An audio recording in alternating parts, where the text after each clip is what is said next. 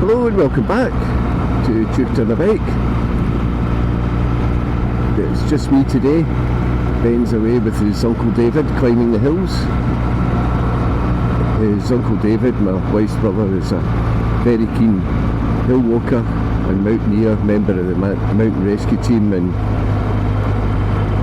very experienced in climbing.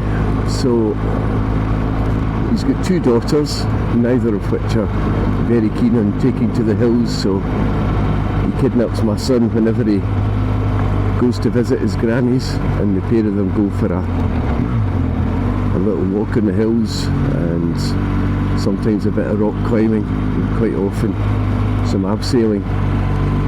I've every confidence in David's abilities, but it can be a bit disconcerting when he sends WhatsApp pictures of your son dangling in mid-air from the end of a rope as he abseils and negotiates an overhang. But he's got to experience all these things, and he couldn't be in safer hands.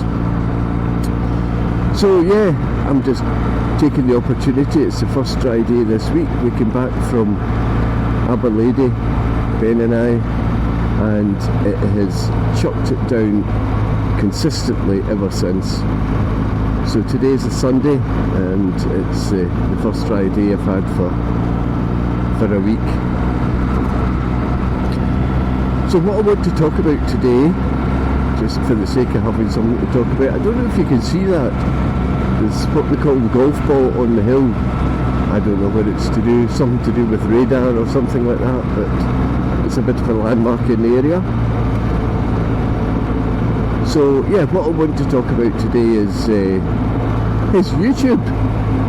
It's a funny old game. So I'm a very new vlogger. I've only been doing this for, well, since the start of the summer really, so kind of 4 months perhaps. And I took it up just really for my own amusement, and to have a record of some of my trips on the YouTube platform, so that it's there for posterity, if you like, and I perhaps can relive some of my adventures in my dotage, and also it's there for Ben to see, to show that his old man was once cool at some stage maybe.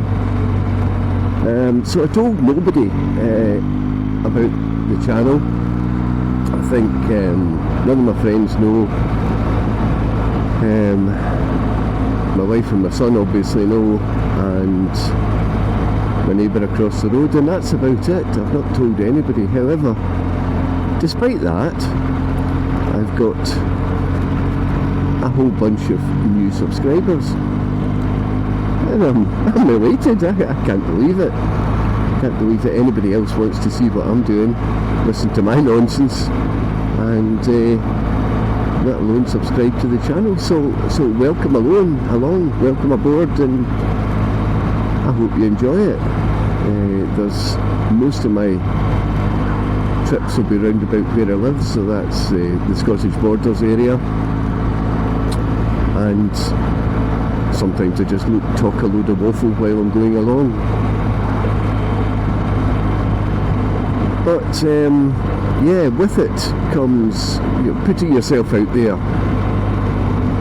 With it comes a couple of downsides, I suppose.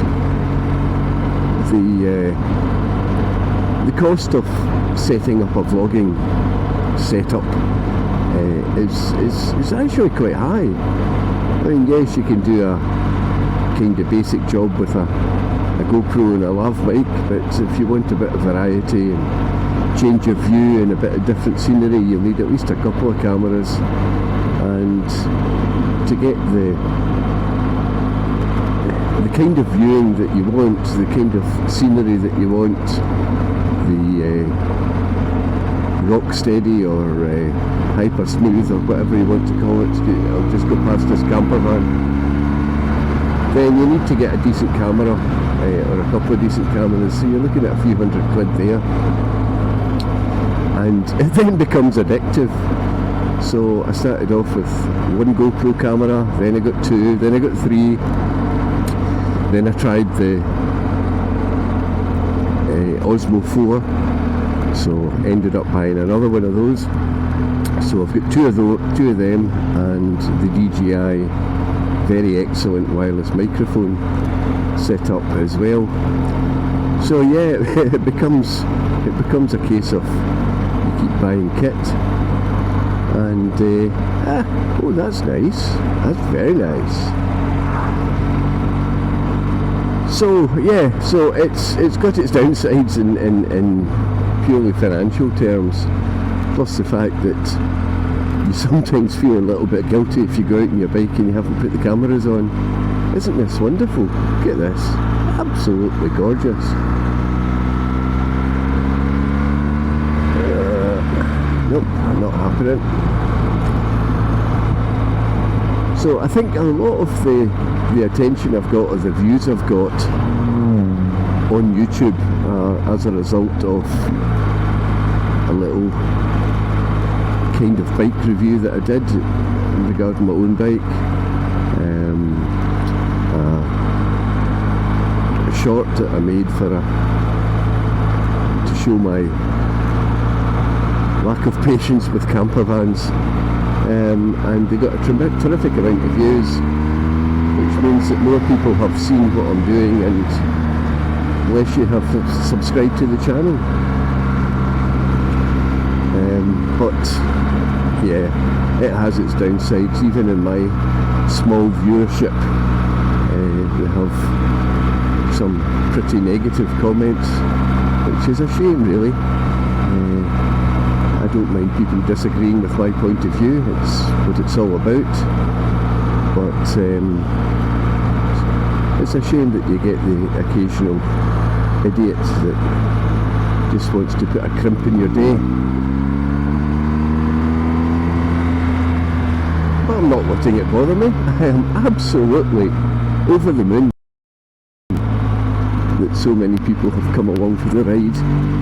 I'm never going to get to thousands of subscribers, and that's absolutely fine with me, but I've got nearly 100, which is about 99 more than I expected to get.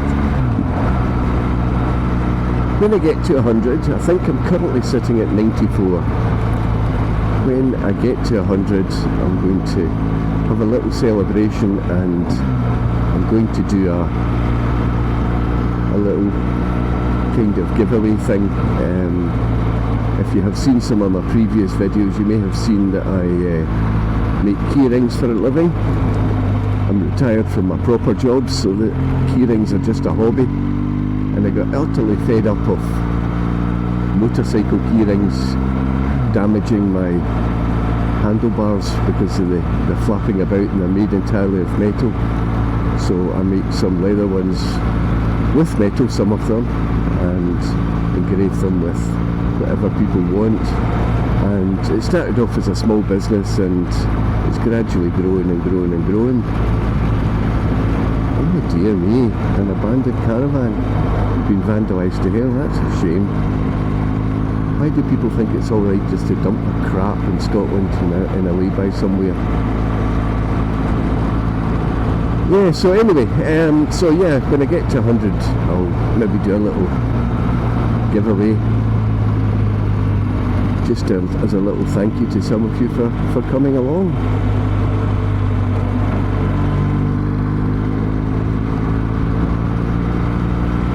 And the road today I'm taking up is the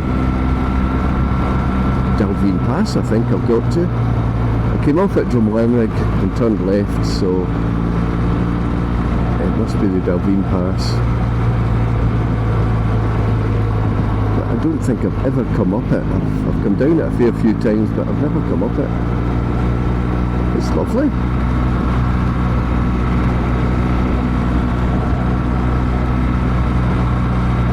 Absolutely lovely. Nice road.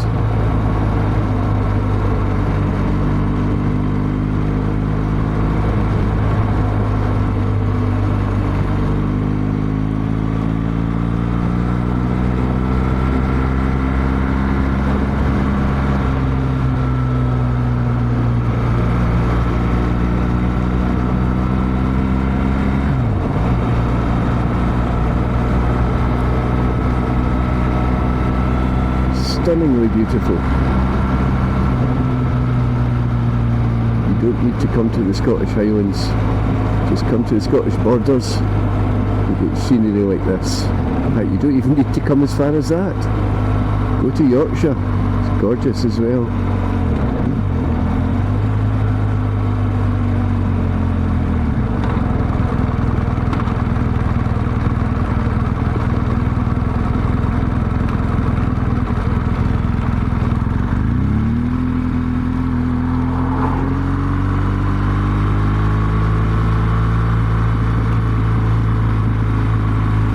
Giving the cyclist time, which is great. The cyclists on this road get squeezed about quite a bit. He's taking his time. Right, you can go now, mate. No? Yes? No? Good lad.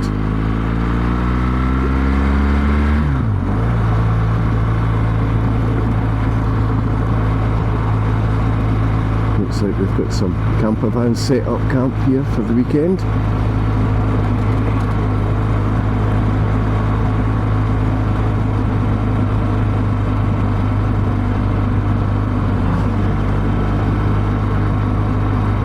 Quite a few.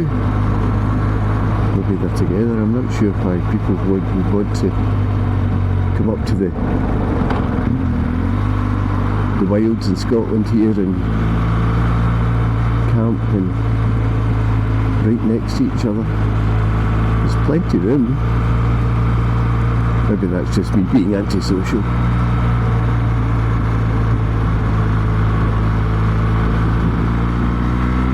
There we are.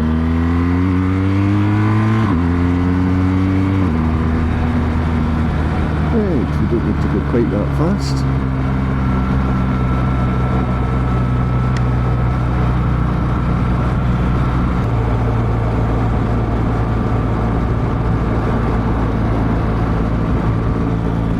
So yeah, the purpose of this little this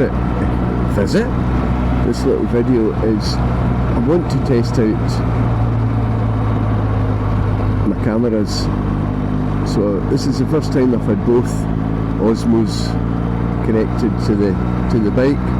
So I've got the one on the wing mirror there. I've got a new mount for it, which seems to be brilliant. It's a DJI mount, and I've got one on the helmet.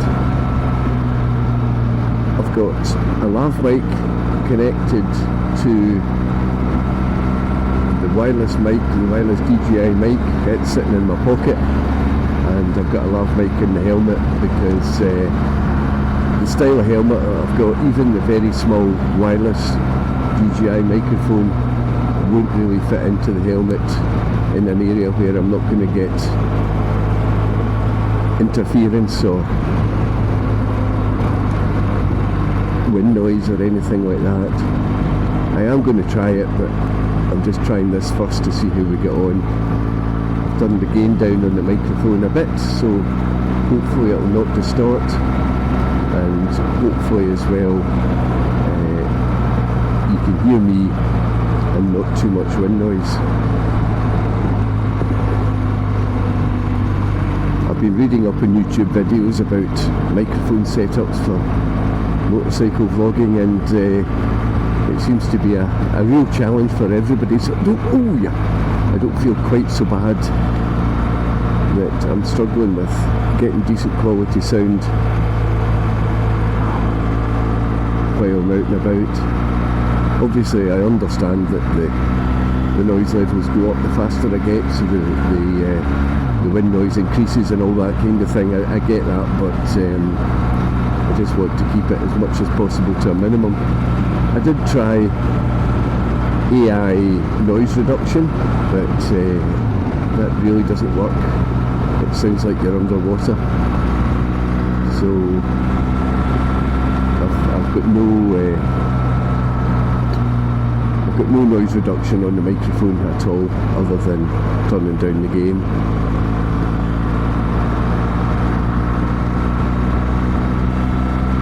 Very limited post-editing skills. I don't even have really a sufficiently good computer to do it, which would be another significant cost, which for a hobby I'm I don't know. I'll maybe do it in the future. I'll need to say so of the financial controller, because she did furrow her brow when she saw the new cameras arriving.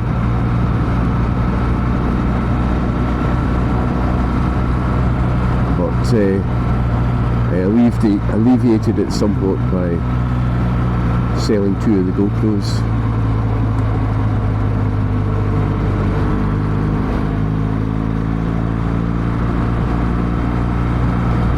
But I think she understands that it's a new hobby that I've got, and I'm enjoying it, and it keeps me out from under her feet.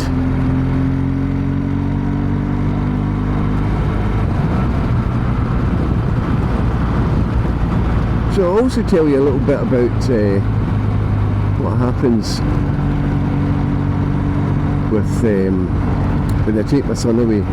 So obviously my wife is, well, she's never cared when I've gone away myself, but when I'm going away for a decent trip with my son, she's started to be a bit more concerned, I suppose. Rightly so, I understand it.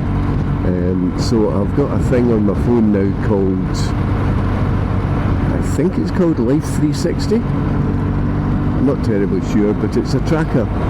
So my phone is connected to this app, and it means that my wife can trace me, where we are, and keep an eye on what's going on and where we're at, and if we're stopped for a protracted period of time when she's expecting us to carry on, she can phone up and see where we are and see what the hold up is. It just puts her mind at rest. It's a fantastic thing. It's amazing what you can get these days. So we've got that, and it works really well. However, it has a downside, and it tells us, it gives her a notification when I stop, so perhaps reach my destination or whatever. With that notification that she gets, she also gets a note of my maximum speed, and quite often that's a bit more than the national speed limit. I will say it's only to facilitate safe and fast overtakes, but I get her out because she gets a notification that I've done, I don't know, 85 miles an hour, something like that, and I do explain to her that that was when I was overtaking something, and I don't know that she necessarily believes me, but I don't think she understands that when you're going from 50 to 80 or 50 to 85 miles an hour on a motorcycle, it actually doesn't take very long.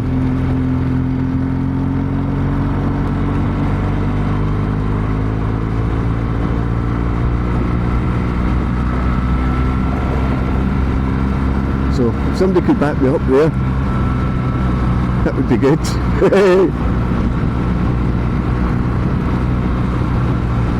I tried telling her just to turn off the notifications, and she still get the map so she can see where we are, but oh no, she's keeping an eye on me good and proper.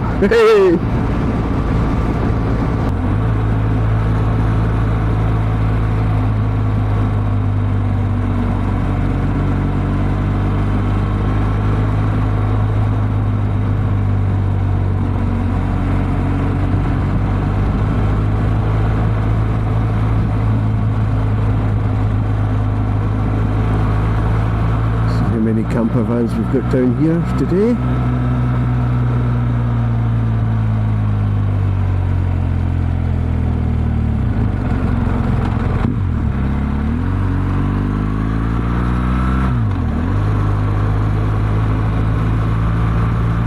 Oh, not too many today.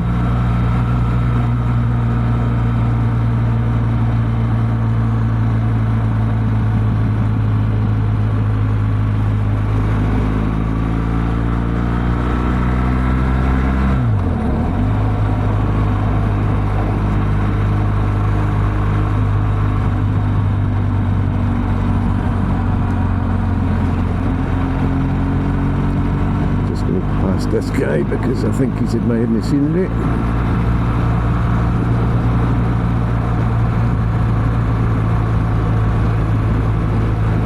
Look at that. Piles of crap left. Look at it. That side as well. Ridiculous. Just dump your shite, why don't you? It's somebody else's problem now. Look at that, there's more of it there. Absolutely bloody ridiculous. Take it home with you arseholes. Sorry, I do apologise, but it makes me so angry.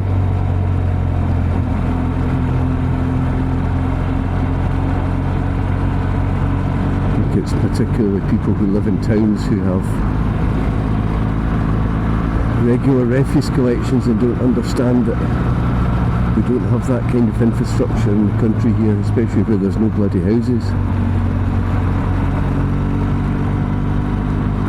It's inexcusable. There's more there.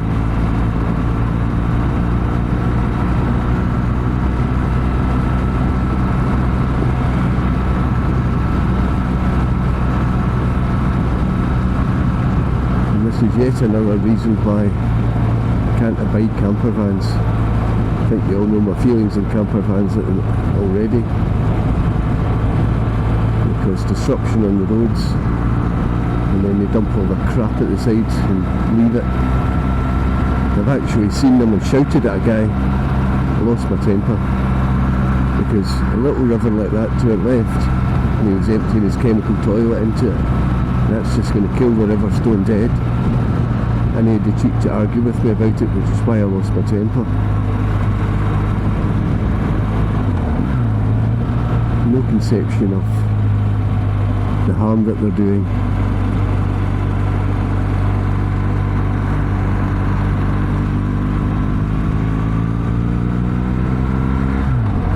Oh there, look at that. Fucking ridiculous.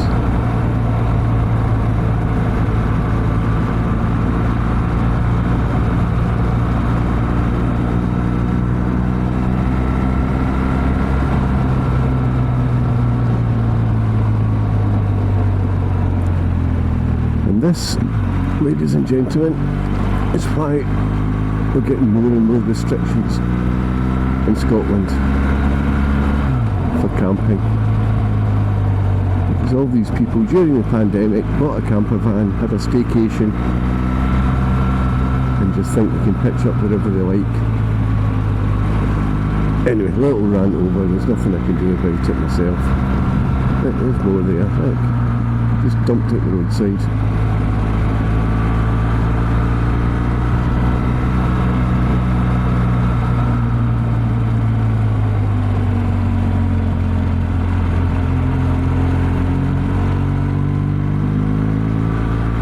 Welcome tourists to Scotland. If you're going to act like that, you can stay at home.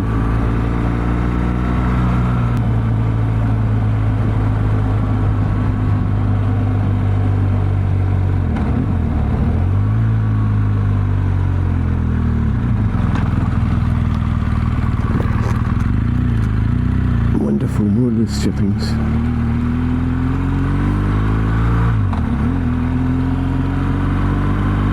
I dropped my bike on loose chippings once, and it's maybe a little bit gun shy of them ever since.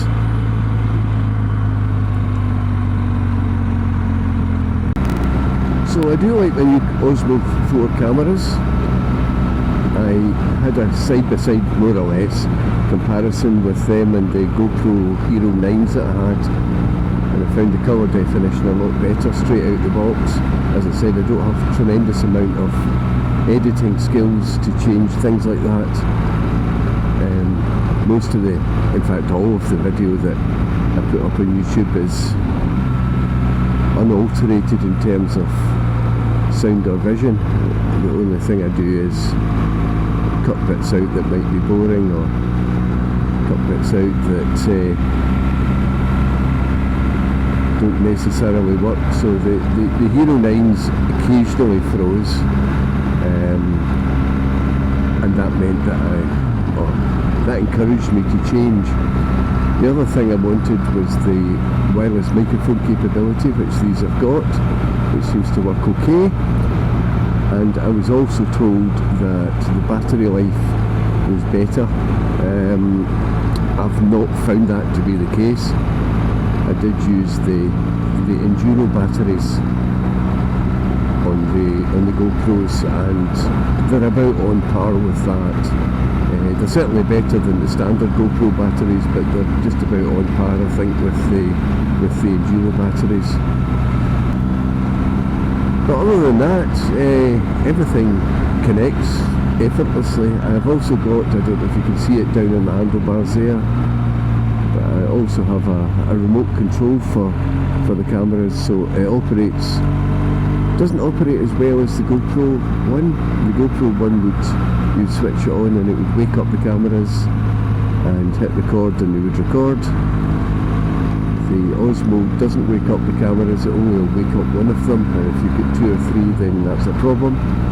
But so you have to put the cameras on first and then activate the remote, and it will find whatever number of cameras you've connected.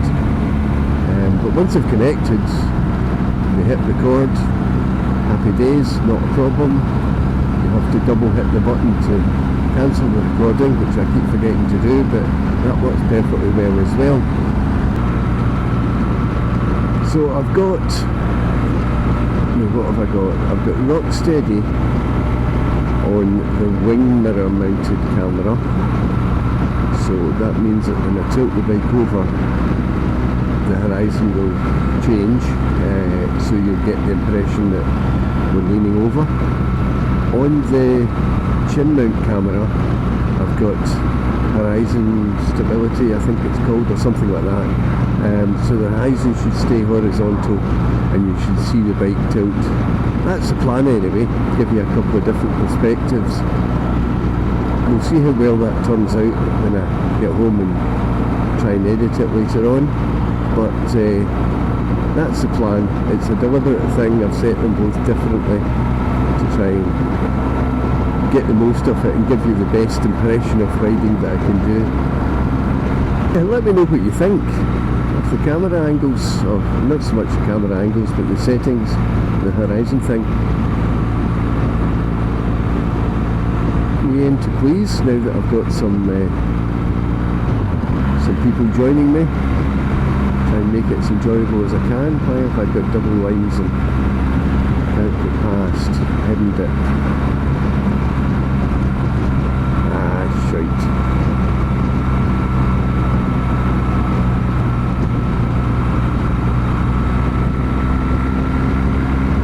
You see that nice straight bit? Not a thing.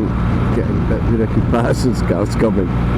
Sod's law. I'll get by after that. Let's get one of them.